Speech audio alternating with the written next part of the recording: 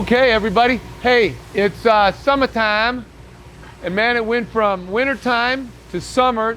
We didn't have much of a spring, and it's hotter than a poker out here. So we got our first AC job. That's not true. We've got probably our 50th, but it's the first one I'm gonna show you for the season about what we wanna look for. As Alejandro's hooking this up, I wanna say, you know, I have some things like I don't turn rotors below minimum thickness. That's one of my pet peeves, won't do it. Here's another one. I won't charge an AC system, or what they do, top it off. And there's a reason for it. I mean, it's kind of like topping off your engine oil by just closing your eyes and filling it up with oil and not looking at your dipstick. Now, in an air conditioning system, you don't have a dipstick, so the only way you can actually properly get a charge is to evacuate what's in there, tare weight that amount, and then charge up the proper amount, the difference, and bill the customer for that. Anything less than that is garbage. That's all I'll say about that. You know, so this buying a can in a parts store and topping it off, garbage. You're damaging your air conditioning system. So the first thing we'll do is we'll find, usually it's under the hood.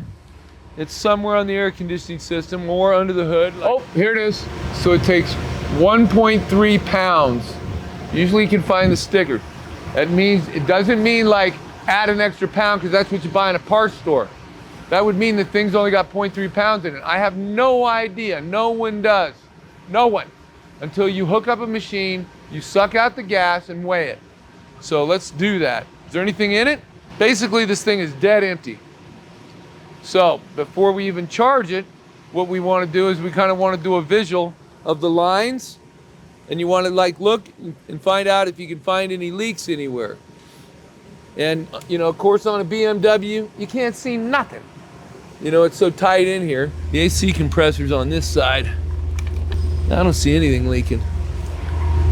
Because usually when Freon leaks out, it leaves a residue of oil. I don't really see anything. So what we'll do now is we'll draw a vacuum on the system, let it sit for 30 minutes, and see if it leaks off. If it doesn't leak off, we'll charge it up with the proper amount of charge, which on this car happens to be 1.3 pounds. We'll inject an ultraviolet dye in it, and then we'll let it run for a while and visually look where we can for the leaks.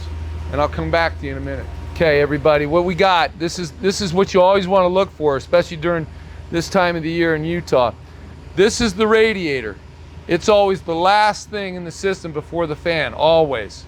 The thing usually in front of the radiator is a condenser, and that's this thing here. And if you look at it, it's very, very close. But look, this is what I want to show you. This is the crap that's in between it. It's just impacted in the front of that radiator, and it's between the condenser. And what that does is that stops the airflow, and it doesn't cool off the condenser, so your high side pressures go through the roof, and it causes all kinds of havoc. It overworks the air conditioning compressor and makes it want to blow up. I would say on a car that's older than 5 years old, especially here in Utah, you know, back east, other places, I don't know whether it becomes an issue for you. But out here in Utah on trucks and, you know, the Europeans, I'm telling you, there's so much restriction in the front of these radiators with, you know, I call it bird's nest stuff, you know, just road grime, leaf matter, weeds, all that stuff.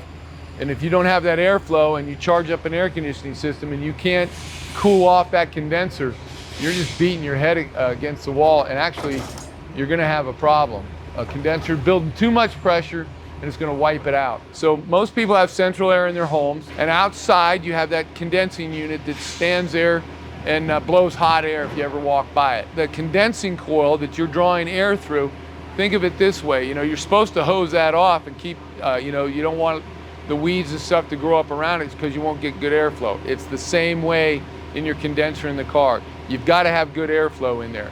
A good indication that you don't have good airflow is if you're driving the car down the freeway at 60 plus miles an hour and the air conditioning's blowing cold. But as soon as you pull off the freeway, you're like, wow, it's not blowing as cold. It's because now the fan's kicking in. You don't have the 60 mile an hour force of the air going through the condenser, then through the radiator. You're actually trying to pull air through the radiator with the fan pulling it this way, 10 mile an hour. You don't have that force of air. So that's kind of like a clue to you. Maybe I had to have that looked at, my radiator washed out, the external core. We've got 2 seconds left on it, and we're gonna see if it holds it. Whoops, it doesn't even hold the vacuum. See how that's bleeding off? So if it won't hold the vacuum, it won't hold pressure. So now what we're gonna do is we're gonna charge the system up with nitrogen and we're gonna listen for a leak. Let me show you that.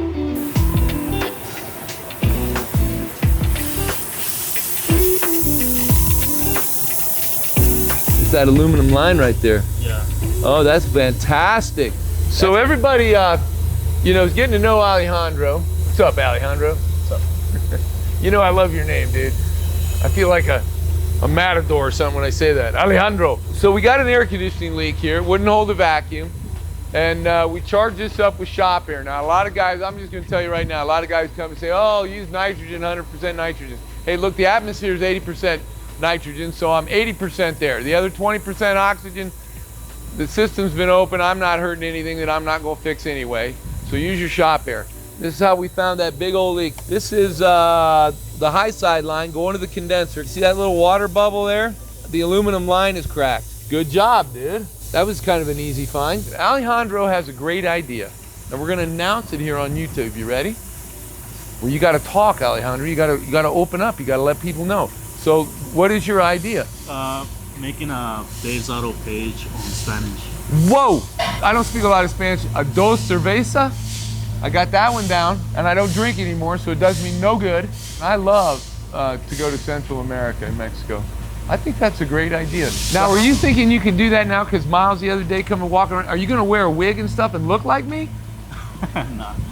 I think it's a good idea. So my question out there is, what do you guys think? We're gonna give that a shot. All right, let's get this thing fixed, then we'll evacuate and recharge it. And we'll talk a little more about what we need to look for when we're doing air conditioning work. Cool? Cool. So we've looked at the BMW, and that was a leak, and that's how we diagnosed an obvious leak. Sometimes we use dye. In that case, we just use shop air and found a pipe that's leaking. We have another air conditioning problem on a Chevrolet, something not as exotic as a BMW, and it's a little easier to see in here, so we'll talk about it. So this customer, they were noticing a rattling sound when they were accelerating the motor. Okay. And so they brought it in, we looked at it, and what we found was the AC compressor starting to go bad. And on these, when that compressor starts to seize up, it starts bouncing that tensioner. Gotcha. This tensioner doesn't have a lot of tension on it. You'll see what I'm talking about. And when the compressor starts to seize, it'll bounce that belt and you'll hear it whack, crack, crack, crack, crack. Looks like we're doing a water pump we're in here, huh? Yep, he had a coolant leak too, and his fan clutch is bad as well, so. Might as well take care of it. So, this is what's important. I want to talk about this. A lot of times, folks and shops, you want to look beyond, so to speak. It's like when an engine blows up and it has an external oil cooler on it, because I'm an engine shop, you're getting a brand new oil cooler. Why? Because the engine blew up and I don't want to then hook up the old oil cooler with the lines, start it up, and then circulate all the crap that got thrown into the oil cooler. It's the same with an air conditioning system. Be aware. So here's the old compressor that was seizing up and causing a problem. We drained a little oil out of here, and if you'll look at the metal particles in that oil down in there, they've also circulated far enough in the system that we now have metal particles have gone through the condenser and now are approaching the evaporator core. So they've been thrown out of here. Think of a compressor as an engine. There's pistons in there building pressure going up and down. And so just like an engine in your car, when it goes bad, it throws its particles right, out the tailpipe, so to speak. And this is why a shop, if they have this condition, sometimes it gets real bad. We call it black death because it looks like black tar in an AC system. You have to look beyond the mark, and the mark is, okay, every air conditioning system on a car goes from the high side out to the condenser. I do not flush the condenser, and I'm going to explain why. I have cut open condensers in my years of doing this because I thought, we'll just flush the condenser. Every time I would flush the condenser, I would tell a customer, I'm gonna cut your condenser open and see. And I did this twice, so I've only done it twice. Years ago, I did that. I cut a condenser clean in half and looked at the capillary tube. Because what happens is the air comes in here and it starts to circulate through there. And you will have metal particles that on the exit of that have not been flushed out. And you're going to now, if you don't replace the condenser, you run the risk of dislodging those particles and running them through the air conditioning system and what? Sucking them right back into your brand new AC compressor. So that's why I always replace the condenser. We will flush the lines, we'll put a new orifice tube on it, we'll replace the receiver dryer, which is the desiccant, a moisture absorbing compound. On a Chevy, it's this big thing. A lot of imports, the desiccant is built into the condenser, so you have to replace the condenser anyway, which is an absolute for me when you have contamination. You also, because this is a Suburban, what is this, Suburban? This is a Yukon. Yukon. You've got rear air conditioning. So here's the lines running back to the rear air conditioning. So there's 2 evaporator cores. You got the one in the front, and then you have another one. So you have to make sure that you've also flushed that system and replaced the orifice tube. If you don't do that, you have not completed the repair correctly. Now, if a customer declines the work necessary to do that, as a shop owner, you must document that. But your job as a good shop owner is to educate the consumer how to repair the car properly. If their budget doesn't afford it, that's not your problem. But it's definitely your problem if you don't educate them the right way. Put in the proper amount of oil, do an evacuate and recharge. That's how you properly fix an air conditioning system for a customer. Don't just throw an air conditioning compressor on there, get the guy's noise gone, collect the money, and let him think that, you know, he's all good to go, because he's got a ticking time bomb because you didn't fully service the system. Thanks.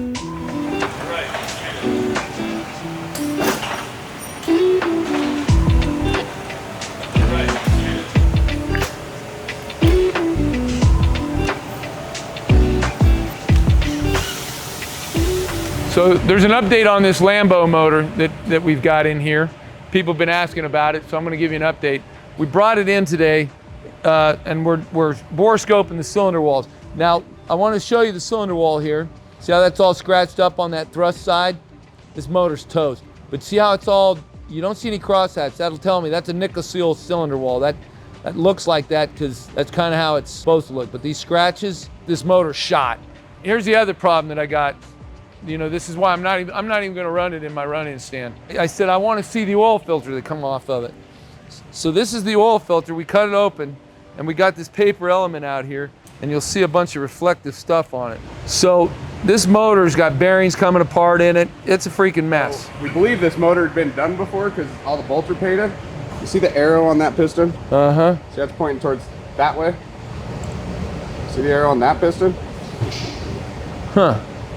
Yeah, but I mean, let's see if the valve releases are the same. The valve reliefs are the same in the same spot, but there could still be left bank and right bank pistons because the pin could be offset.